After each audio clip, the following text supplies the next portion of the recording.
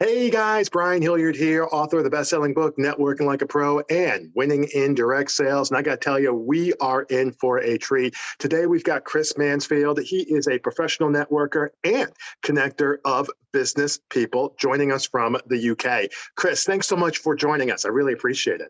Hi, Brian. You're welcome. Good to see you. Awesome. Well, obviously, we met through an organization that is networking. It's online based only is the name of the organization. And it's really, really awesome. We had some really good stuff. Talk to us a little bit about your backstory and how you kind of got started. Because when we talked, we did initial one-to-one. We actually got connected by now that I'm thinking about this, we got connected by Kelly West, if I'm not mistaken, and being able to really to do some of those different things. So tell us a little bit about how you got as a kind of professional networker and connector of people. So the backstory, I guess, would be going back to my first networking event that I got conned into going to, I would say. I had no idea what networking was. Just somebody said I should go to this group where great people pass you business. Right. It turned out to be my first ever BNI meeting. Okay. That was 22 years ago. Okay. I wasn't prepped as to what to expect. I didn't know I was going to be asked to stand up and talk, and it was one of the most terrifying moments of my life. Right. The other thing that I didn't really fully comprehend at the time, this concept of giver's gain. Right. You know, this theory that I had to sort of give out my connections and contacts first, and then maybe I'd get some help back. I didn't quite understand that. It seemed a bit counterintuitive. Right. But I persevered with that. Fast forward 16 years, I was a member of BNI. I fully got the idea of the more you help people, the more you get help back rather than the other way around. And at that time, I was just networking to generate business for myself, for my own company, financial services and property investment. Okay. I had a Bachelor of Ill Health in 2016 and 17. Which meant that I had to cease my membership of BNI because everyone always asks, why did I leave? And that's why. And coincidentally, because of the ill health, my previous business kind of naturally petered out. And I found myself in a situation wondering what I was going to do next. Right. And somebody that knew me through networking said, well, why don't you just go out and do what you're known for? And I said, well, how do you mean? And he said, well, whenever anybody speaks about you, because you've been networking for so long, they always think of you as the guy that's always out networking and always connecting people. And if they want a good connection, go and see Chris because he'll, if he doesn't know someone, he knows someone that does, you know. Right. And I said, well, how would that work as a business? You know, it sounds great. And he said, well, there must be loads of companies out there that would love to have me networking for them. Right. And that was how the seed was sown. Okay. I started dabbling with the idea of that, talking it to people and running it past other people for ideas, and just started to get a little bit of momentum going. And by the time COVID started at the end of 2019, so that, of course, completely ground to a halt. Through the initial months of COVID, I had to isolate completely, and because of the illness I had before. And in the July, I was sitting there at home wondering what I was going to do. Right. I put a post on LinkedIn. Right. I'm going to be looking for a job as perhaps a business development manager of some sort. And then the phone rang, and somebody I knew through networking for many years, who owns a creative and marketing agency, phoned me up. He said he'd seen the post, and although he couldn't take me on full time, wondered if I'd like to do a couple of days a month for a retained fee. Networking. Right. Generating business. Right. At that time, of course, we could only do online because we were in lockdown. Right. So I got into online networking, realized what a fantastic opportunity online networking is, because that's right. Well, I suddenly had this light bulb moment. You know, you can network anywhere in the world from your dining table. You know, it's just amazing. Right. I started doing that, created a new brand and logo, you know, the business that I have now, Fusion. Once that was on LinkedIn, people started to see it. Come the January, I had 3 clients on board doing the same sort of model. And I realized that by accident, I'd created a business model. So I now work with 5 carefully selected businesses, who don't have the time, inclination, or the skill sets to go networking effectively, Right. or they just want to expand their existing networking, Right. so that they retain me on a monthly basis to go and do it for them. I love that because the thing is it's a little bit like the unlikely hero, right? So you've got that. And then the other thing too, and this will get into the point you talked about your first time networking, not being prepared, quote unquote. And I remember my first time networking. I actually was still working for corporate at the time, and it was an evening event, obviously. And I remember I wasn't sure what to wear. Yeah. So I was in my closet and I had a jacket. It was like a blue jacket. And I remember thinking, because I bought it. And I remember thinking to myself, I didn't steal it. So I bought it and it's in my closet. And I remember thinking to myself, I was like, I didn't have a chance to wear anything. I never had an occasion to wear it. But I'm like, because at the time I was just 100% speaking. There wasn't coaching. Yeah. Which is hard for a lot of people to believe now. There wasn't coaching 20 years ago. There was speaking. So I said, I'm a speaker. I can wear what I want. Put the jacket on. You know what I mean? And people loved it. And I wound up, getting a lot of feedback. And they liked it so much. I wound up wearing it to the next event. And then I was like, okay, I can't wear it to the next one because that's back to back to back. I wound up buying another color jacket, and that wound up being, I have like 6 or 7 brightly colored jackets, white, this teal, red, and I wear those with a mock turtleneck, like a black mock turtleneck, and that's kind of become a little bit of my brand for speaking. Yeah. So it's just, when you were talking, it reminded me of my first, networking deal. And I tell you, I do remember, and this gets into the point that I want to make with you here in terms of the question. I remember very vividly sitting at the bar, ordering a ginger ale. This is exactly how it happened. Okay. I'm in downtown Atlanta. There was a business event. I'm at the bar ordering a ginger ale. If it wasn't my first one, it might have been my second event, but I think it was my first or second. I know that because I remember the jacket. Yeah. And there was a guy, he sits down and he says, I've got this stack of cards. And yeah, this is exactly what, he's not talking to me per se. It was more to the body politic. I've got this stack of cards and I'm going to get some leads and this is great. And you don't have to make this up. I was there. Okay. This is what happened. And I remember even at that time, I had the presence of mind instinctively to realize that wasn't right. Like I didn't, I hadn't written a book. I don't even know if anyone was paying me at that time for anything, but instinctively, I knew that there was some type of disconnect there.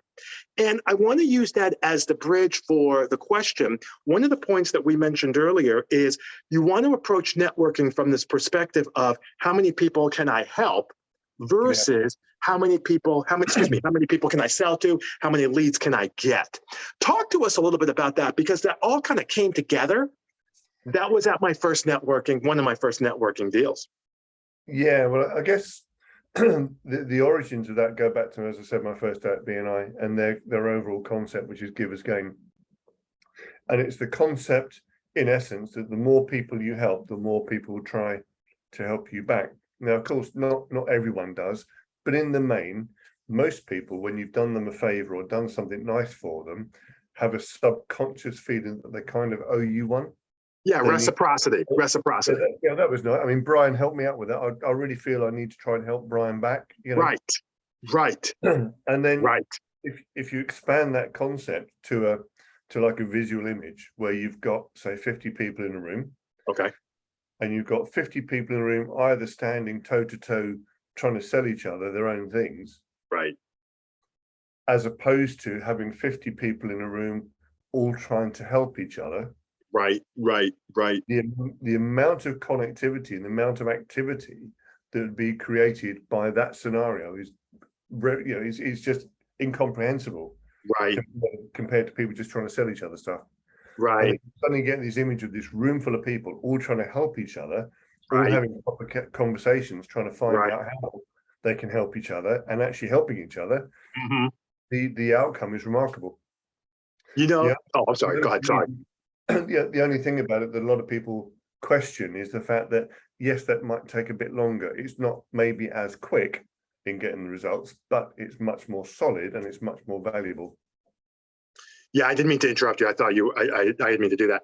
No. Yeah, I totally agree. I think because a lot of times, when you were talking, I was thinking to myself, you know what, he's really, let me try this on, see what you think. What happens is people have a tendency to think linearly. One Yeah. plus one equals two, two plus two equals four. And they think like that in terms of building their business. I make 5 phone calls, I make 5 cold calls, I meet 5 people. I'm going to, get some business back from that 5 set. That's the important thing. Not that I'm going to get back from something else. I'm going to get back from that 5 set right there, right? That's the important thing. They think linearly and sequentially. But what you're suggesting, which is true, I agree with it, and make sure I'm saying this right, is that you're having a conversation around networking being a exponential discussion instead of a geometric progression. So it's not 1, 2, 3, it's 1, 2, 4, 8, 16, because of the fact that you have all of these. You mentioned 50 people. If I'm just doing 1-to-1, I guess 25 each, I'd only have a linear progression. But if I'm doing 1-to-50, person 1 might have 50 contacts, person 2 might have 50 contacts, person 3 might have 50 contacts. I don't have to be talking to person 3 to get person 3's contacts if we're all in this together. Is that what you're saying?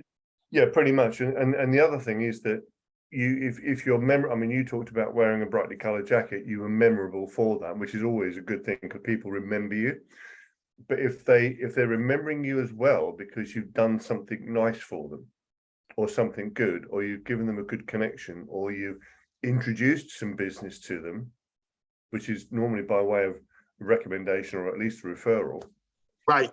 That gets remembered. Okay. When things like that get remembered, because it's slightly unusual, it gets talked about. So right. Not only are you getting the exponential potential connections from that, but you're getting people talking about you to other people, and it spreads again. As opposed to if I came in and just tried to sell you something, right. the only thing you're going to remember is me trying to sell you something. Right. And if you talk about it at all, it will normally only be in a negative concept. Right. That's exactly right. Because what happens is they kind of think to themselves, especially in direct sales and network marketing, which obviously is our listeners here today. A lot of people in that genre come into networking and not, speaking badly of anybody. We're just talking. A lot of people in that genre come in and talk about recruiting you to your team. They talk about, we've made, Ray Higdon did something funny. He's on, he's a high profile network marketing speaker, coach. I like him. He's originally from New York, I believe. He seems like he's from the Northeast. I don't know that for a fact, but it seems like it is. And he lives down in Florida. So I follow him on Instagram. Anyway, he talks about this idea, and that of network marketers are coming in and like, oh, you don't have to do anything. You don't have to spend, you don't have to sell. You don't have to, oh, it's so easy. I got up and, you know what I mean? And you take that approach into a networking event. And I would go so far as to say that it's counterproductive, meaning I'm better off sitting here and watching Shohei Ohtani from the Angels strike people out, which is exactly what I'm going to do tonight. Okay. On MLB Network, Major League Baseball Network, than I am going out. Yeah. And doing that. I mean, what do you think about that? You're absolutely right. Because, I mean, if you're going down that sort of route, then potentially you are knocking out one by one. You're reducing your potential audience. That's a great way to look at it, Chris. I never thought about it that way. You're actually actively engaging in reduction. Exactly. Yeah. If you've got 20 people and you go down the line and you speak to each one of them trying to sell them something, and the answer is no, one by one, you're eradicating them from the potential. Whereas if you've got 20 people and you're going down the line helping them, and they all try to help you back, you've got not only the 20 people trying to help you back, but you've got the people they're talking to as well. So that's increasing exponentially as opposed to just shooting them down one by one. That is really interesting. I love that. I'm glad we brought that up. Let Yeah. me get into something else here that I wanted to get into. This is kind of like old school Harvey Mackay. We talked about this before. Dig your well before you're thirsty. Harvey Mackay. How to swim with sharks without getting eaten alive. I also believe that's Harvey Mackay. Anyway, you talked about this idea of not networking before. Let me make sure I got this right. Of networking before you need to network. So not necessarily networking when you have to. That's the different way of saying it. Not networking when you have to, but networking when you don't have to. And kind of back to the Harvey Mackay, dig your well before you're thirsty. Kind of give us a little bit of background of what that's all about for you, please. Yeah, so I suppose it's how it comes across for some people when they go networking. If they're going into an environment networking, as we know, a lot of people hate networking. They can't engage with a room full of people. They can't do any public speaking as they perceive. And so for a number of people, they only go networking when they have to, when they've run out of leads, when they've run out of sales, and they go, well, everything else has gone flat. I'm going to have to go networking and try and get some business. Yeah. And the problem with that is because everything else has now gone flat, and this is almost like your last resort. Right. People invariably come across far too pushy, too desperate. Right. I've got to make a sale tonight, otherwise I'm in trouble, kind of thing. Right. And they invariably turn up with a set of business cards. They're rushing around the room, trying to filter out the people that are no use to them, trying to target the people they think might be used to them, give them a business card and give them a sales pitch. I love that. And when people are experienced networkers, they see that a mile away. Right. Going back to what we just said, they'll see it as a negative thing. Right. You being a friend of mine in a networking room, the first thing I'm going to do is say, Brian, you need to keep away from that guy because he's just trying to sell stuff. And again, their target audience is being diminished. Their potential customers are being diminished. Right. Because everyone's seen it, smelt it a mile away, and they're actually warning other people to avoid it. Right. Right. Networking at the same time has to be recognized as a slower burn. It takes time. It takes time to get those connections going. Right. If you are desperate to get a sale, it's not going to happen just like that. Right. It needs more time. So again, if you're desperate to go networking, then it's not the way to go. Right.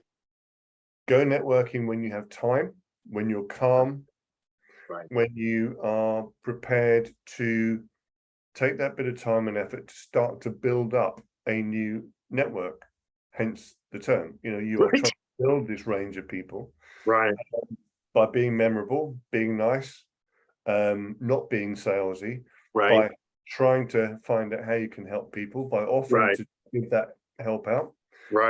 You get remembered for it, you get liked for it. And you start to build up a range of connections who may not want what you do right now. They might not want what you do at all.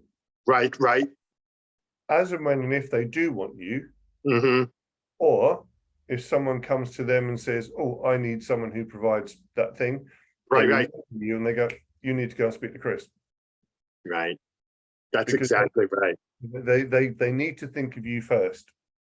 That's exactly right. That's the objective of good networking. It's to build up a reputation, be consistent, be visible, be memorable for all the right reasons, so that as and when they want you or someone else wants you, they think of you first.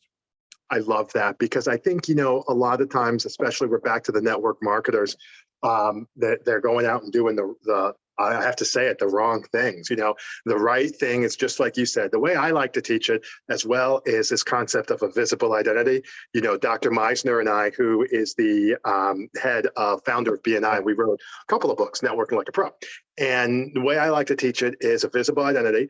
We talk about this, which is how can you differentiate yourself in the mind of the other person, right? And that's, to your point, Chris, that's leading. I don't want to speak for you, but to your point, it's leading with kindness. It is going in there and being, the result of leading with kindness is being memorable, but it's leading with kindness. It's what can I give? It's how can I help? It's what can I do for you?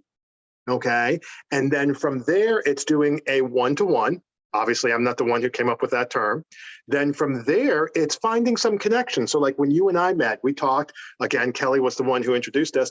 We chatted, it's like, let's come on the podcast, or let's, do this, or let's do that, right? So there's this next level that you can go to. And then it's saying, all right, this is how I teach it. And it's like, all right, listen, we've had a chance to get to know each other. Let's deep dive into our business a little bit. Let's talk about, see exactly who you're working with. Let's see exactly who I'm working with. Let's see if there might be somebody who we can connect each other with. I call that a business meeting, and that's a separate entity from a one-to-one. So we're all clear on this, okay? I call that a business meeting, and it's a separate entity from a one-to-one. And now suddenly, when you do that, you have a progression. That's your point. And Dr. Meissner talks about this idea of, he talked about this in the book, and I'm sure he's talked about it in other books, networking being a agricultural conversation of growth versus one of hunting. Definitely. You know what I mean? Farming versus hunting actually is what he specifically said. Yeah, I mean, it's what I say to a number of people, when I'm in a very fortunate position now, I find myself in after 22 years now of networking. So I've done an awful lot of giving out, as you can imagine, but it has paid dividends for my businesses in the past. Now I'm in a luxurious position where I'm retained to go and do that by these different businesses. So that's my income. And my main core of activity obviously is to try and find those clients, the connections they're looking for. But I'm no one's salesman. I don't go selling what they do. When I'm networking, I'm talking to people and establish what issues they may be having with their businesses. And if I hear the kind of issues that my clients might be able to provide a solution for, then I go, well, look, if I understand, I've got you right, you're suffering with this, that, and the other. One of my clients provides this solution. They are really good and they stand out from the crowd because would you like that connection? And unless they've already got somebody providing that solution that they're happy with, 99 times out of 100, they go, oh, that'd be great, Chris. Thanks ever so much. So again, everything I'm doing is being seen as helping them, even though I'm being paid to do it by clients. Right. I'm only really trying to provide a solution for people that have problems. That's exactly right. And I think that's where we in the West, if you don't mind me speaking for them, I think that's where we in the West really, I think we lost track of that somehow because, I don't see our Eastern friends. I see a lot more community over there. I haven't lived there, Taiwan, mainland, Korea, definitely not North Korea. I haven't lived Thailand. I haven't lived in any of those places. But as I read the paper and I see different people and I see people come to our country, and probably you see the same thing to yours, where like it seems to be a little different approach. But here in the West, we really struggle with that. This idea of, if it's something where we think that it's a binary conversation, I'm selling to the person or I'm not, but that's not it. It's a facilitation is what I'm hearing from you. Exactly that. It is that. And the thing is that if you've got that mindset, I mean, yes, as I say, I've got the comfort blanket of being retained so I've got my income coming in, that's fine. Yeah, so but hold on, Chris. You said that a couple of times. I'm sorry, I got to interrupt you. But that was a result of networking. That's like the old space-time continuum, right? I'm here now, and the chicken or the egg. Right. The egg was because of the chicken. So let's not lose track of that. That's right. But of course, the luxury that's now given me is to be able to do everything else for nothing. Right. For no reward whatsoever. So I could be talking to yourself and there may be some kind of connection you're looking for or help you're looking for. Right. I've only got 5 clients. So right. And I may know somebody from connections I've made years and years ago that I can never know for you. Right. 2 ways this helps. One, if you're looking for a particular service or a provider, I can help you by avoiding a lot of bad stuff and a lot of expense. Good point. By going through bad connections or wrong businesses. Good point. I can short circuit that and recommend you somebody who will do it very good straight away and provide you a solution instantly. Okay? Right. Now, in that context, I'm giving that away for free. I've had one or two people go, "Oh, hang on a minute, that's very kind of you to offer, but what's it going to cost me?" And I go, no, I don't sell leads. You know, I can do that. I'm not a speakers bureau. Yeah, so I can give all that stuff away. I go, well, no. And what you're doing, going back to what you were talking about with the farming, you're constantly sowing new seeds with new people. Right. You know, these people, I'm just, I'm getting nothing for it directly now. Right. But as with the situation I'm in now, having done 20 years of networking, I'm just sowing for the future. Right. You know, more contacts, more connections, more people talking about you, more people being aware of your profile, you're creating awareness and all that kind of thing. And you're just giving stuff away for a reward that will come back at some point in the future. And you'd be surprised when. It may be in a year's time or 5 years time or 10 years time. Right.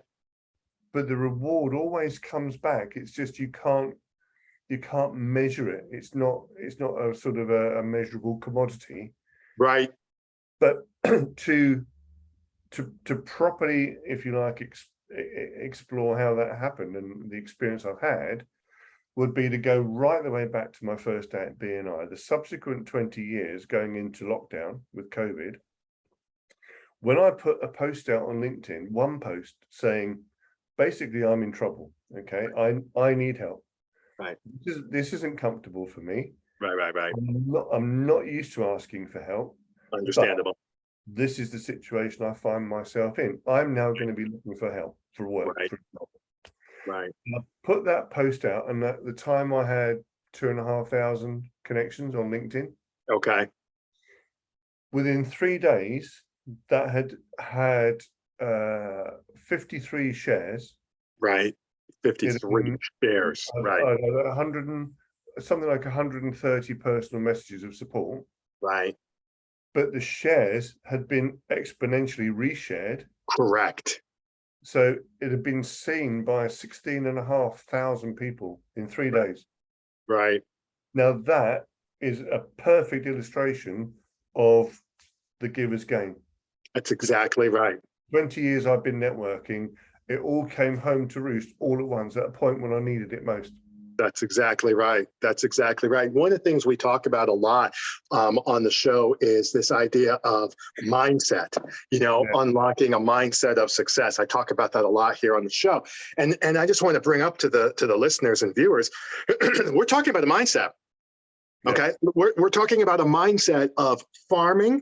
We're talking about a mindset of Dr. Meisner's giver's gain. We're talking about a mindset of abundance. We're talking about a growth mindset too, by the way, because the growth mindset's the opposite of a scarcity mindset. So we're talking about that. We're talking about this idea of more than enough. People know that I'm a spiritual person, okay, and we're also getting a little bit into that. There's a faith component of what we're putting out. This is the secular version of it, but it's still faith. It's a faith component that what I'm putting in will come back at some point in time, regardless of my ability to connect the two together. Yeah. This is all mindset, right? Like, and when you, not you personally, but when the listeners, when they are able to, when I too had to get this, when you're able to recognize that, okay, wait, so let me think here. I'm going to go out and network, and I'm going to meet, I'm going to be in a room of 50 people, and I'm going to talk to 10 of them. Correct. And of those 10, 5 of them or 6 of them I might decide to get their business card and follow up with. Correct again. And from those 6, I need to make it a priority to follow up with them. Right. Email, phone call, whatever. That's right. And then from those 6, just to keep the numbers even, I'm going to have this thing that you guys are calling a one-to-one, and I'm not going to sell or recruit. Correct. Well, then what am I going to do? Well, I'm going to sit down. I'm going to learn a little bit about them, what they like, what they don't like, get to know them, be about 30 minutes. Okay. And then, Brian, you're telling me I need to do something else after that, right? Correct. That business meeting? Right. Then you sit down and you have this, what I like to call a business meeting, where then you can talk about their business. Oh, wait, so that means I can sell to them, right? No. That means that you can talk about what it is that you have as a service. And from there, people will want to buy from you. Well, hold on. Does that mean that they'll never buy? Actually, no, you'd be surprised. People do buy from that. I had that a couple of weeks ago. Okay, but that's not the goal. Right. And from there, you get back to what Chris was saying, is a geographic, an exponential growth. And that's how he was able to get this networking in the first place. Yeah, exactly. That's what we're saying. You have to give people an opportunity to buy from you. Right. Yes. And that's completely different to trying to sell them something. Right. I love that. I love that. Chris, this was great. My goodness, we could talk about this forever. Thank you so much. Let me ask you this. Where can we find you? I know you go out, you're networking. Where exactly are you in the UK? I should have asked that in the first place. I don't know the answer to that. I'm about 5 miles from Brighton on the south coast, down in Sussex. Okay. Okay. Most of my face-to-face networking is in and around the Brighton area. Okay. And online, I can network anywhere, US, UK, worldwide, whatever it may be. Okay. My website is fusion-business.co.uk. Okay. Or just find me on LinkedIn. Okay, let me spell that for people. FUSION dash, you said business, right? BUSINESS. Now just pay attention, .co.uk. Some of our American listeners, that's confusing. I understand that. Sometimes it's confusing for me. .co.uk. That's what we've got. That's where we can find Chris Mansfield. This was a pleasure talking with you. I really, really appreciate it. Thank you so much for your time. We do appreciate it. You're welcome, Brian. Thanks very much.